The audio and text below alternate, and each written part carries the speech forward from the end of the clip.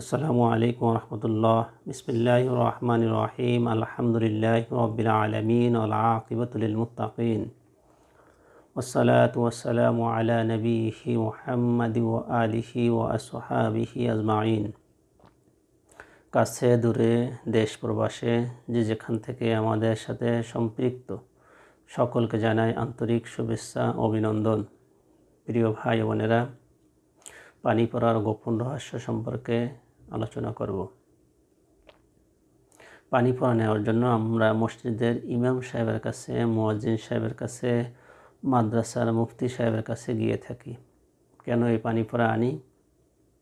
আমরা যখন বাসা থেকে আমাদের আদরের ছেলে মেয়েদেরকে নিয়ে বাহিরে কোথাও যাই, বাসায় আসার পরে দেখি তারা অস্বাভাবিক আচরণ করে। ছোট ছোট ছেলে মেয়েরা কান্নাকাটি করে, তাদের পেট ফাঁপা থাকে, মায়ের বুকে দুধ খেতে চায় না, বা কান্নাকাটি করে, ঘুমের ঘরে লাফিয়ে ওঠে, জ্বর এবং অনেক সময় পাতলা পায়খানা, বমি এগুলো দেখা দেয়। তখন আমরা বুঝতে পারি যে মানুষের নজর লেগেছে, মুখ দোষ, বদনজর। আবার অনেক সময় দেখা যায় যে রাস্তাঘাটে পথে প্রান্তরে দুষ্ট জিন, বদজিনের আশ্রয় লেগে থাকে। এজন্য তারা এই অস্বাভাবিক আচরণ করে, যার জন্য আমরা মসজিদের হুজুরদের কাছে শরণাপন্ন হই।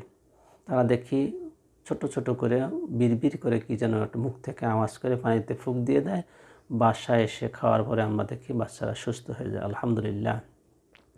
তবে এই নিয়মটা যদি আপনি জানেন, তবে আর মসজিদের ইমাম সাহেবের কাছে, মুয়াজ্জিন সাহেবের কাছে যেতে হবে না। এই কোরআন সমস্ত মানুষের জন্য আল্লাহ তাআলা আরোগ্য হিসেবে নাজিল করেছেন।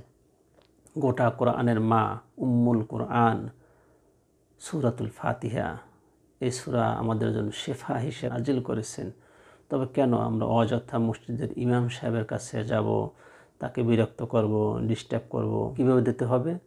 আপনাকে পানি পড়া দেওয়ার জন্য সুন্দর একটি পাত্র নিতে হবে এবং পানিটা খাওয়ার উপযুক্ত থাকতে হবে, বিশুদ্ধ পানি।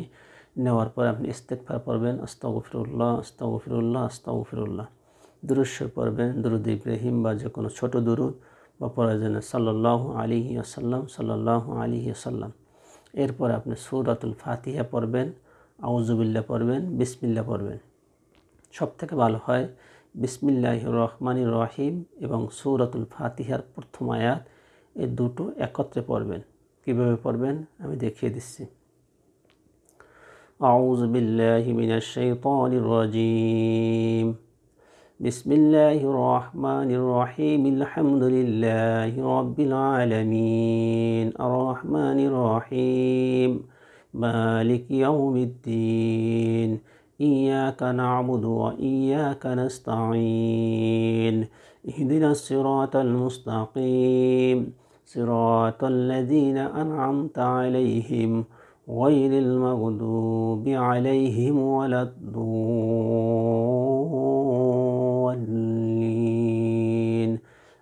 আমিন। এরপর আপনার পানিতে ফুঁক দেবেন,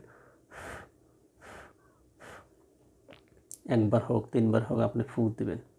আর যদি আপনি মনে করেন যে না, বাচ্চা একটু বদজিনের আসর লাগছে বা হয়তো বাসা থেকে বের হয়েছে, একটু যদি এরকম মনে হয়, তবে আপনি সূরাতুল ফাতিহার সাথে সূরা ইখলাস, সূরা নাস এবং ফালাক, এই তিনটা সূরা, সূরা ফাতিহা, এই চারটা সূরা মোট পড়ে আপনি ফুঁক দিয়ে আল্লাহু শাফি আল্লাহু মাফি বলে খাওয়াই দেন।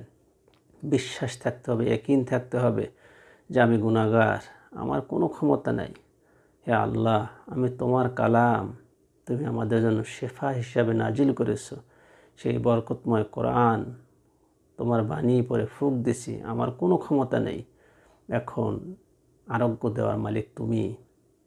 এই ইয়াকিনের সাথে, বিশ্বাসের সাথে যদি আপনি এই পানি পড়া আপনার বাচ্চাকে খাওয়ান, ইনশাআল্লাহ আপনার বাচ্চা সুস্থ হয়ে যাবে।